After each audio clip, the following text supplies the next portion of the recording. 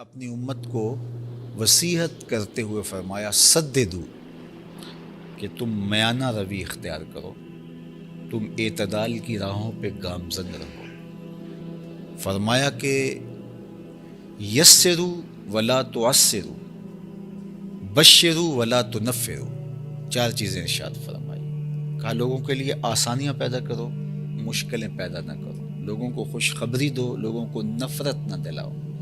حضرت ابو مسعود انصاری رضی اللہ تعالیٰ عنہ فرماتے ہیں کہ مدینۃ المنورہ میں ایک امام صاحب تھے جو بہت لمبی قرات کرتے تھے، تو ایک صحابی حضور کی خدمت میں ان کی شکایت لے کر آئے اور کہا کہ حضور ہمارا امام بہت لمبی قرات کرتا ہے اور اگر یہ سلسلہ یوں جاری رہتا ہے تو میں جماعت سے نماز نہیں پڑھ پاؤں گا۔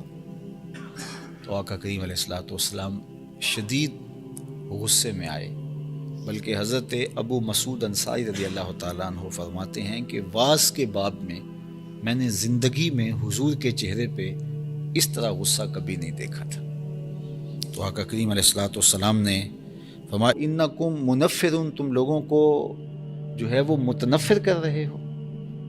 حالانکہ نماز کے اندر لمبی قرات کی جا سکتی ہے، لیکن جب بچے ہوں، بوڑھے ہوں، بیمار ہوں صفوں میں، تو اس وقت لمبی قرات نہ کی جائے، چونکہ ان کو اذیت ہوگی، ان کو تکلیف ہوگی، ان کے لیے کھڑا رہنا مشکل ہوگا۔ اس طرح رش ہو، لمبی کثرت کے ساتھ لوگ ہوں، تو اس میں امکان زیادہ ہوتا ہے کہ اس میں ضعیف و کمزور بھی ہیں۔ آپ یہاں عید کی نماز پڑھانے کھڑے ہوئے ہیں، جمعہ کی نماز پڑھانے کھڑے ہوئے، اے سی چل رہے ہیں، گرم موسم ہے، صرف ہال میں لوگ موجود ہیں، تو ٹھیک ہے آپ لمبی قرات کر لیجئے اگر سارے نوجوان ہیں۔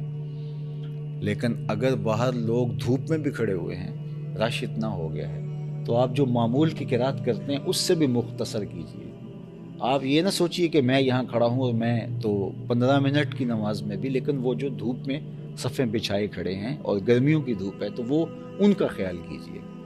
اللہ کے محبوب علیہ السلام نماز میں قرات اعتدال کے ساتھ ہی فرماتے، لیکن کبھی ایسا ہوتا کہ خواتین جب آتی تو ان کے ساتھ بچے بھی ہوتے، تو وہ پیچھے بٹھا کر کے بچوں کو، تو صفوں میں نماز کے لیے جب کھڑی ہوتی تو کوئی بچہ رونے لگتا تو ماں کا دل اس کی طرف مائل ہونے لگتا، تو آقا کریم قرات مختصر فرما دیتے کہ ماں کے دل میں بچے کا خیال آ رہا ہے اور اس کو بچے کی بے چینی ہو رہی ہے۔ تو یہ ہمارا دین ہے۔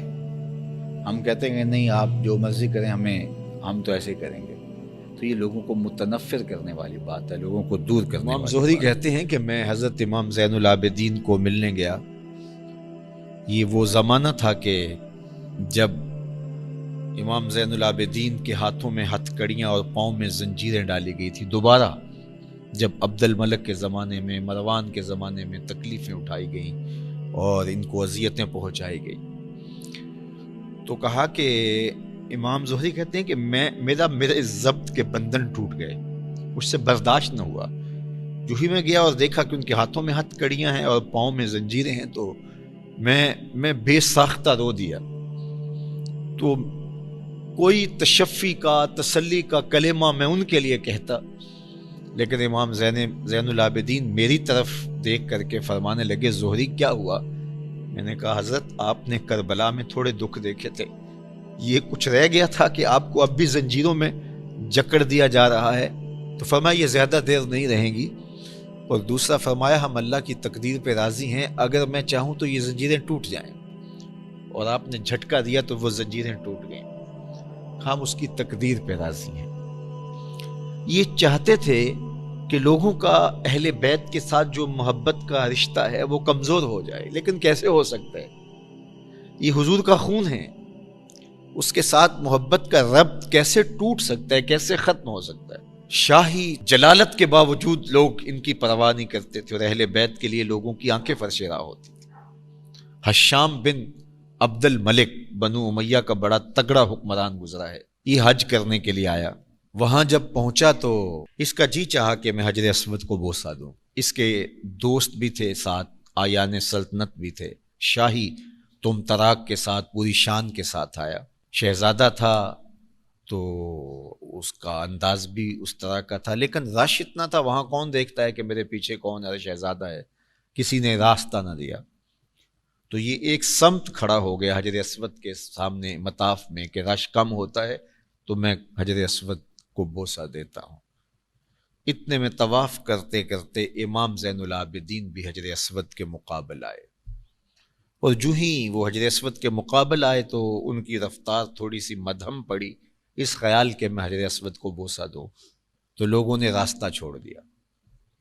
امام زین العابدین آگے بڑھے اور کہا اور حجر اسود کو بوسہ دیا۔ اب اس کو بڑا عجیب لگا اور بڑا حسد کی آگ میں جل گیا کہ میرے لیے کسی نے راستہ نہیں چھوڑا، میں بادشاہ کا شہزادہ ہوں، ولی عہد ہوں، اور اس کے لیے لوگوں نے راستے چھوڑ دیے۔ تو وہ از راہ تحقیر اپنے درباری شاعر فرزدق سے، یہ حشام کے ساتھ تھا، تو امام زین العابدین نے جو ہی کعبۃ اللہ کے قریب جا کے حجر اسود کو چوما اور لوگوں نے راستہ چھوڑا، تکریم دی، تو اس نے جل بھن کر کے ابو فراز سے کہا یہ کون ہے؟ حالانکہ یہ جانتا تھا یہ امام زین العابدین ہے، لیکن بعض کا تجاہل عارفانہ کر کے کسی کی اہمیت گھٹائی جاتی ہے کہ یہ کون ہے۔ تو اس نے کہا یہ کون ہے؟ تو اس کا مطلب یہی تھا کہ یہ مذمت میں کچھ کہے گا اور میرے دل کو تسکین ہو جائے گی جو زخم پہنچا ہے۔ لیکن فرزدق نے اس جرأت کا مظاہرہ کیا اور اس نے کہا کہ تو نہیں جانتا یہ کون ہے؟ اس کو تو بطحا کے سنگریزے بھی جانتے، یہ فاطمہ کا فرزند ہے، یہ حسین کا نور نظر ہے، اس کو تو فرش والے بھی جانتے ہیں، حشام سن، اس کو تو عرش والے بھی جانتے ہیں، اس کو تو آسمان والے بھی جانتے ہیں۔ اور پھر کہا تیرا من ہوا کہنا اس معرفہ کو نکرہ نہیں کر دے گا، تیرا تو جاہل عارفانہ یہ کون ہے؟ تو کہا تیرا یہ کہنا اس معرفہ کو نکرہ نہیں کر دے گا، یہ کل بھی معرفہ تھا، یہ آج بھی معرفہ۔ اور وہاں کھڑے کھڑے امام زین العابدین کی شان میں ایک لمبا قصیدہ لکھ دیا۔ اسے غصہ آیا کہ میں کیا اس سے پوچھنا چاہ رہا تھا اور یہ شاعر اس کو سمجھنا چاہیے تھا، اور یہ الٹا ان کی شان میں لکھ رہا ہے، تو اس نے قید کروا دیا۔ تو امام زین العابدین کو پتہ چلا تو انہوں نے اشرفیوں کی کچھ تھیلیاں ہدیہ کے طور پہ بھیجی۔ فرزدق نے اس کو شکریہ کے ساتھ واپس کیا اور کہا کہ حضرت میں نے یہ قصیدہ ان اشرفیوں کے لیے نہیں، آپ کے نانا کی شفاعت کے لیے کیا۔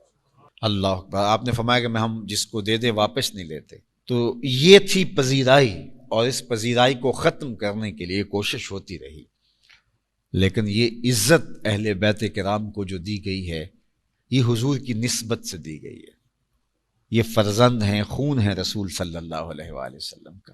رسول اللہ صلی اللہ علیہ وسلم نے آخری حج کے موقع پر مخاطب کر کے اپنی امت سے کہا اذکرکم اللہ فی اہل بیتی، میں اپنے اہل بیت کے بارے میں تمہیں اللہ سے ڈراتا ہوں، تذکیر کرتا ہوں، نصیحت کرتا ہوں کہ میرے اہل بیت کے معاملے کے اندر تم کوتاہی کا ارتکاب نہ کرنا۔